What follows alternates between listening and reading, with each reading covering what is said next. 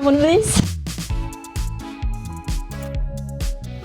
You know, a worn out, old, rather comfortable office chair that has seen better days. And you think to yourself, would it be possible to transform this into a chair of luxury? I like the idea of not throwing it away. It's a good chair still. In terms of material, I mean, you could go fabric, but I always wanted a nice leather office chair. You know how much those cost? Quite a bit. And most of it is going to be like pleather anyway. So, how difficult is this really? Can anyone reupholster a chair and completely transform it? The answer is yes. This is a very doable project and I'll show you how. If you want to go even deeper, I've put together a step-by-step guide covering everything, choosing leather, using the right tools, and getting a clean professional finish. It is a great resource for your own leather and upholstery projects. Check out the link in the description. Now, for my project, I happen to have some thin upholstery style leather. The problem is I don't have like one huge hide, I have a bunch of smaller pieces. I can see it, can you see it? But first step, let's disassemble the chair and see what we got to work with.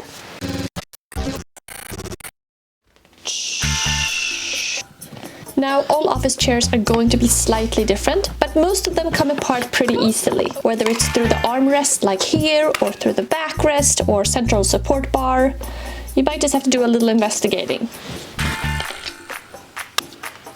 Okay, pretty heavy. We got our seat, we got our back, we got our armrests. See, these are metal on the inside. So it's like a washer on the inside. See, this is a good piece for the seat. So obviously on the back here, I'm going to be able to add staples. However, this is all rather curved and shaped.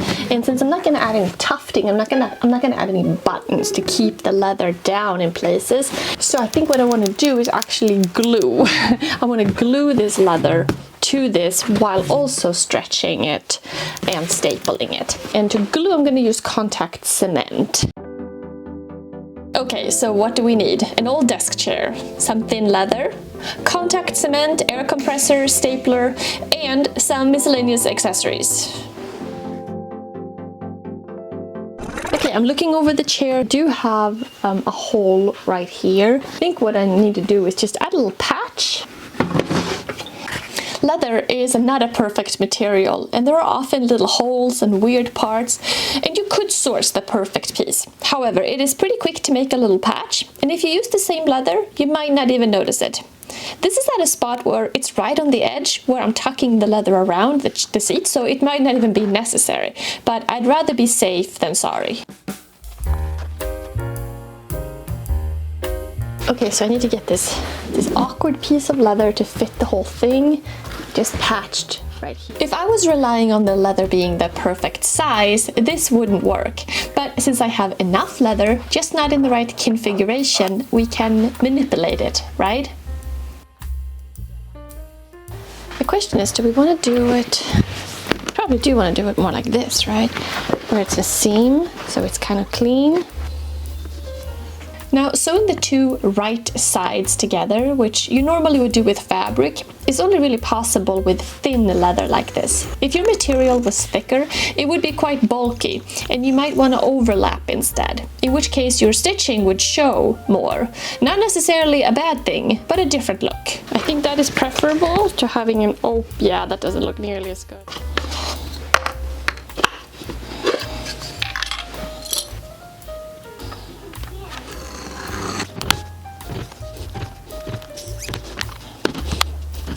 I'm just realizing now what a long piece of stitching this will be. I mean, it's not a big deal, but I was thinking ahead of time, like, whoa, this is going to be a breeze to do this project. It's going to be really quick. Of course, things are never quick. There's an SX in the leather here. Can you see it? SX. I like to use 3 times the length of waxed thread. And if you have a sewing machine, you might ask the question if you can just stitch this on the machine. And even though this is thin leather, unless you have an industrial sewing machine or a leather specific sewing machine, I wouldn't bother. It's hard to get clean stitching, and you want to make sure you use thicker thread. For the small amount of stitching that might be needed for a hobby project like this, I would just do it by hand. Okay, let's see what we got here. That's pretty neat.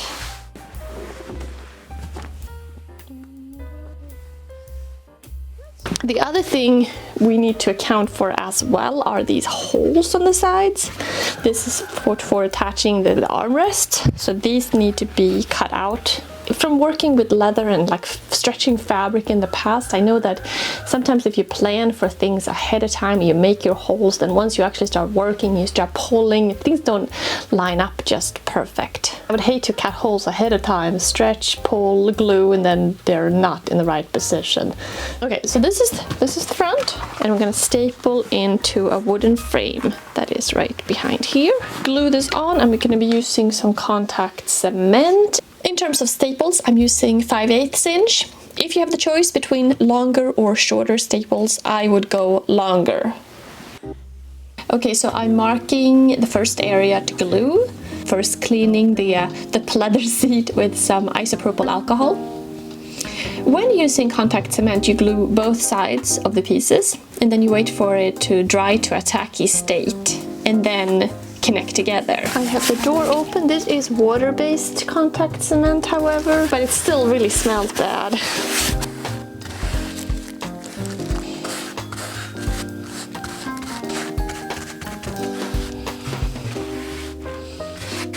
I think we are pretty much done. It's been half an hour, still a little bit, but I think pretty good.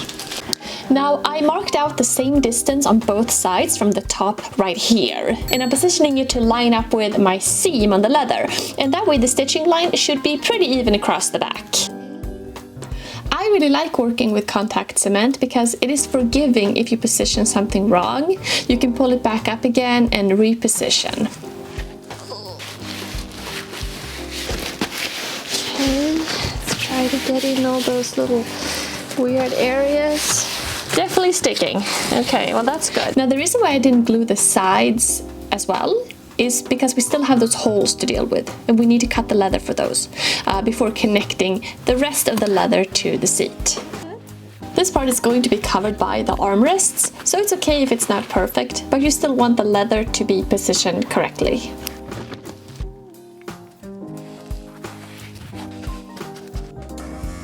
And finally we can get to stapling.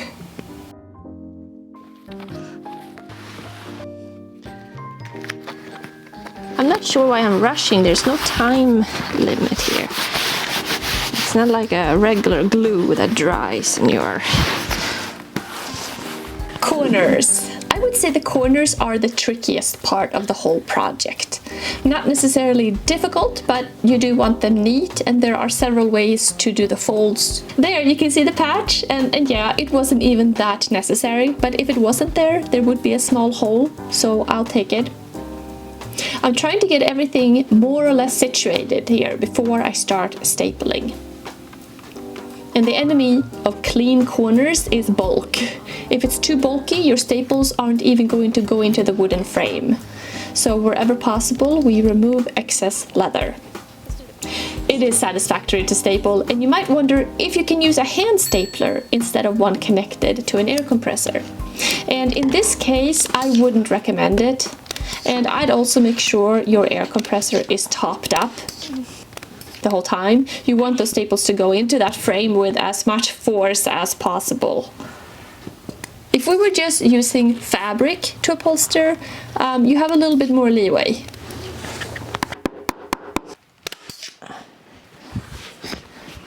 This is the way it's gonna look. This is the top. New day, let's continue our project. So we got our back ready, now we're gonna do the seat. When I came out this morning though, I took a look at it. I felt pretty good about it. I thought this looks nice. I mean, just look at it. I mean, it looks good. You can see that the glue did adhere, so it did come down here.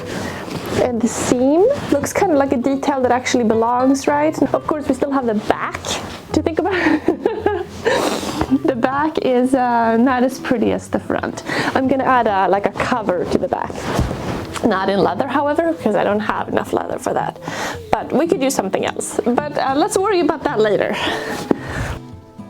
Basically where we're gonna be. It's like it's peeling so bad, this thing.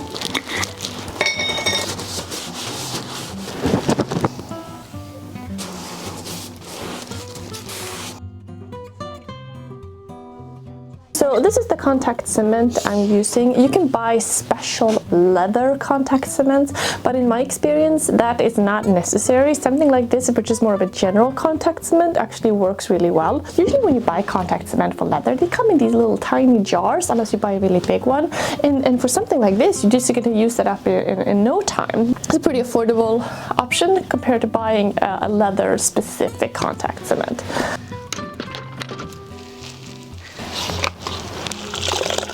Hello. Oh, yeah. Okay, tacky. And we're gonna put it right. The seat is definitely a little bit more straightforward. No patching, no sewing. We still have the holes on the sides to deal with. Otherwise, it's pretty much the same process as the back. So now we got a nice indentation there. Reupholstering seems to me to be one of those things which may look difficult from the outside. However, when you break it down, it's all about having a few tools and the right technique.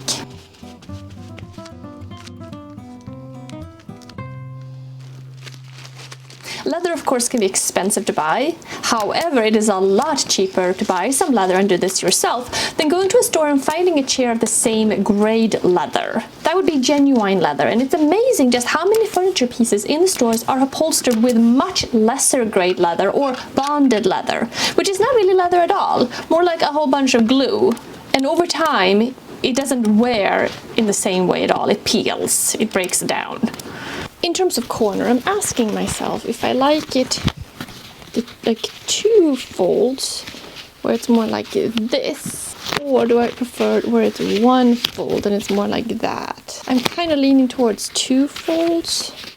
For the corners, people do it different ways. I think sometimes it depends on the type of leather you're using. Sometimes you see corners where there are a lot of small folds, and other times there are fewer, sharper folds. So it just depends. This is where I had a little bit, not quite enough leather. This is going to be towards the back though, so you're not going to see that. So we're just going to ignore that. Let's work on our corners. We'll do the same technique here.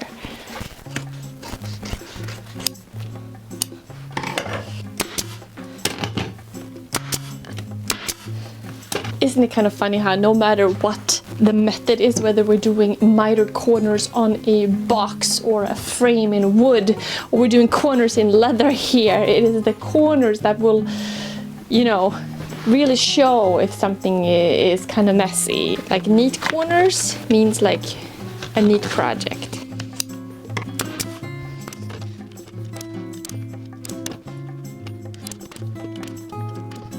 Yeah, I'm happy. This is going to be attached to the base, so you're not going to see the underside at all. So I don't even think I'm going to bother covering it. Looks like a race car seat almost. Oh, wrong way. It's going this way. Okay, so what do we have left? We have covering the arms with leather, shouldn't be a big deal. We have the back of the back. So obviously this cannot look like this. Other than that, we have assembly.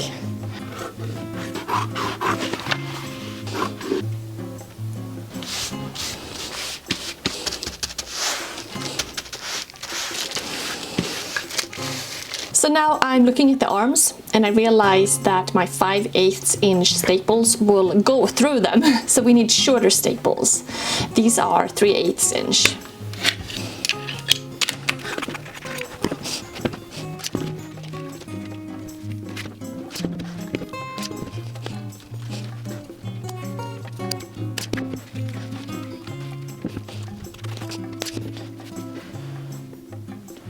Okay, this is pretty sleek. All leather work is complete. So now I have the back of this to deal with. So if I had more leather, I would cover the back as well, like make a panel and secure that. Now I do not have more leather. So instead, I'm going to use some fabric. Here's some upholstery fabric. So I'm just gonna kind of sew a nice panel for the back. So we wanted to cover the whole thing and hide any staple marks. So when making a custom size panel like this, whether you used fabric or leather, I find it's easiest to first make a paper template. So taking measurements, and this is not a straight rectangle, it's a rather weird shape. So fitting our paper perfectly. And then cutting the fabric to size and adding some seam allowance around, since we're going to fold it over and sew a neat seam all around. Okay, I did a paper template, pinned fabric around it. Let's see if this is gonna fit before I start sewing it around. Let's see. Yeah, I think we can work with this.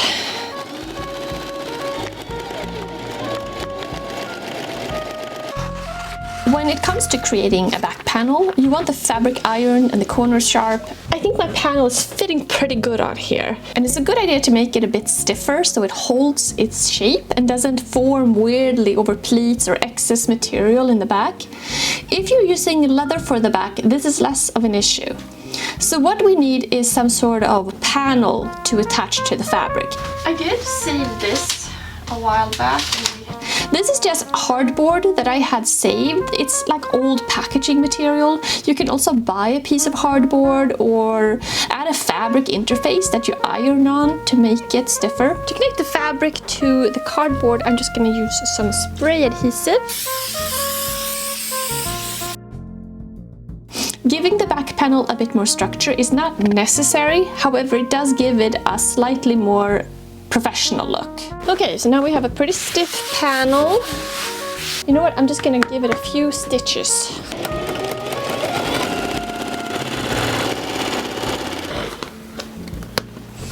And now let's do contact cement.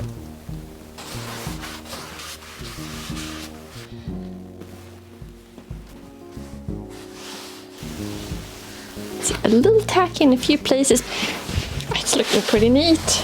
I don't think I need staples. So initially my plan was to glue the panel on and also to add a few strategically placed staples. But it glued on so well, I really don't think any staples are necessary. Yeah, I think we can start to assemble, right? I'm gonna add a little bit of extra wherever. So we have the front. Putting everything back together is straightforward. Sometimes you might have to push a little bit harder to find the right screw holes and connect it, because you have added some more mass with additional leather.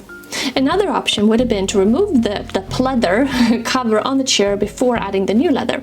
However, in this case, a lot of the padding was connected to the old cover, so it was easier doing it this way. However, that might differ a bit depending on what chair you have to work with. There are lots of different leather products out there, most of which will add some sort of oil to soften the leather. Here you can see if I add some of our mineral oil wax polish, and this is the stuff that we make here and sell in our web shop. The leather gets slightly darker, but not too much. It adds a nice level of protection while still keeping it soft, and I like to apply a coat liberally all over the leather, let it soak in, and then wipe it off. The thing about a leather is, just like wood, it's a natural material that should ideally be maintained over time. So adding some wax polish or a leather conditioner every couple of months, or whenever you remember, is a good idea. That's especially true for real leather that can dry out slightly with the seasons, and also, you know, as you use the chair over time. Ta-da!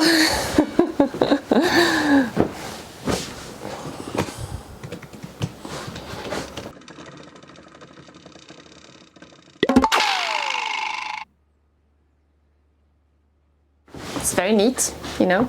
I think the leather is gorgeous. Of course, that's because the leather is gorgeous, but I think it works quite well with the chair. The back, neat. If I had extra leather, I would have added a leather back, but you know, you can't have everything. I'm glad I added the slightly stiffer hardboard for gluing it on. The other thing that turned out good was this patch job here. It doesn't really look like a patch job. I think it looks like a detail, which is, you know, what you want. You want it to look like it was the, you know, the designed that way, like you meant for it to look that way. The arms, no issue with the arms. So what did this take me? I did this over 2 days, but like not full days. So you could definitely, you know, you could do this in one, it's a weekend project, I would say. Yeah. I guess the thing is, I think a lot of us have these old chairs around though, that have seen better days. And if you don't have leather, you could use other fabric as well. Leather, of course, is very nice, but it's not necessary. So this was fun. Remember, if you'd like to go deeper, I've put together a step-by-step guide covering everything we did here and more. It's the perfect resource if you're interested in leatherwork and also have an old office chair you'd like to turn into a luxury object. Thanks so much for watching. Have a good one.